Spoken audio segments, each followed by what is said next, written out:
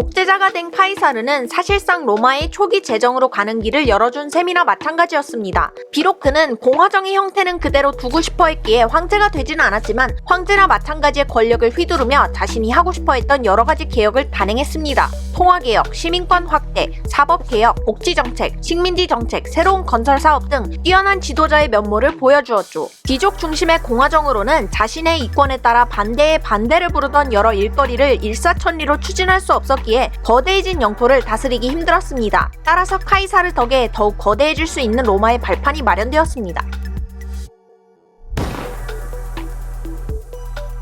귀족들 사이로 카이사르가 황제가 되려 한다는 불안이 퍼지자 카이사르 편에 섰던 귀족도 카이사르에게서 등을 돌립니다. 카이사르는 자신이 죽던 날 원로원 회의장으로 들어가는 회랑 앞에서 14명의 귀족에게 둘러싸였고 그들은 단도를 꺼내 카이사르를 마구 찔렀습니다. 그 중에는 카이사르가 아끼던 브루투스도 있었죠. 그가 죽으면서 했던 브루투스 너마저 라고 했던 말도 유명합니다. 비록 귀족들의 불안을 고조시킨 카이사르였으나 민중은 그의 편이었습니다. 성난 민중을 달랠 수 없었던 그들은 종신 독재관 직책만 제외하고 카이사르의 유지를 이어가기로 합니다. 옥타비아누스는 카이사르 누나의 외손자로 어려서부터 똑똑한 모습을 보여 카이사르가 후계자로 점찍어둔 인물이었습니다. 그는 옥타비아누스를 공들여 후계자로 키워나갈 생각이었으나 갑작스럽게 암살당하자 옥타비아누스는 스스로 지도자의 길을 개척해야 했습니다. 카이사르 사후 그를 따르던 안토니우스는 로마에서 권력을 장악했는데 이 또한 옥타비아누스에겐 위협적인 일이었습니다. 안토니우스는 옥타비아누스를 암살하진 않았지만 군사, 돈, 인맥 등 모든 것을 손에 쥐고 있었기에 옥타비아누스가 날개를 펼치기엔 너무나 어려운 상황이었습니다. 그러나 다행스럽게도 제2의 카이사르가 등장하는 것을 경계한 카이사르의 정적 키케로가 이번에는 옥타비아누스의 편을 들어주어 안토니우스의 위세를 다소 꺾을 수 있었습니다. 그리하여 서로가 서로를 무작정 딛고 올라서는 상황이 불가능해지자 2차 삼두정치의 형태가 나타납니다.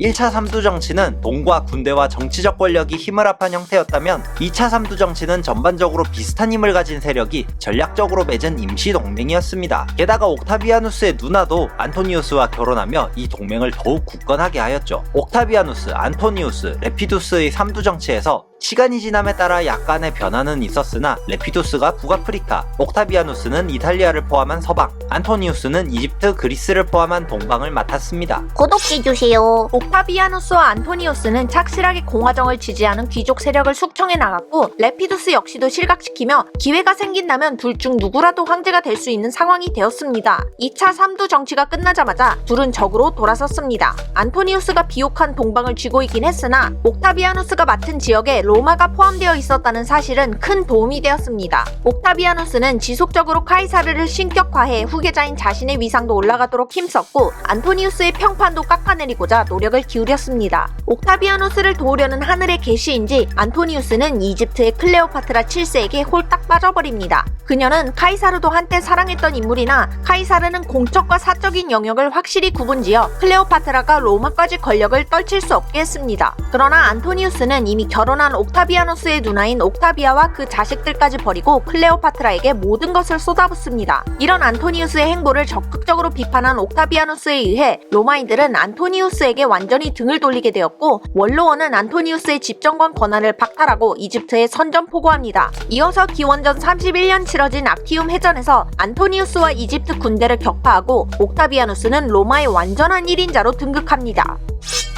이미 공화정을 지지하는 귀족은 사라졌기에 옥타비아누스는 카이사르가 가졌던 독재관보다도 더 큰 존재가 되었습니다. 이어 기원전 27년 원로원은 존엄한 자라는 의미의 아우구스투스라는 칭호를 옥타비아누스에게 부여했습니다. 황제나 다름없는 권력을 가졌지만 카이사르처럼 그는 명목상으로라도 로마를 공화정으로 남겨두고자 했습니다. 따라서 원로원을 비롯한 여러 관직을 그대로 유지했고 카이사르의 비극을 되풀이하지 않기 위해 독재정치 대신 원로원과 공동정치로 노선을 잡습니다. 다만 그가 정한 후계자가 모든 권력을 상속받도록 하는 등 제정기 로마의 기초를 닦았죠. 이후 로마는 옥타비아누스의 치세 아래에서 도로와 수도를 정비하고 변경지역의 수비도 신경 썼으며 로마 제국 각지에서 물자의 교류도 활발하게 이뤄지도록 치안과 교통도 손봤습니다. 이후 대략 200년간 로마는 외부의 침입도 거의 없는 평화시대에 접어들게 됩니다. 이를 로마적 평화, 팍스 로마나라고 부릅니다. 또한 팍스 로마나를 거치며 로마는 유능한 5명의 황제가 차례로 집권하는데 이를 별도로 오현제 시대라고 부르기도 합니다. 합니다. 팍스 로마나 속 오현재와 제국 내에 퍼진 로마의 문화 등등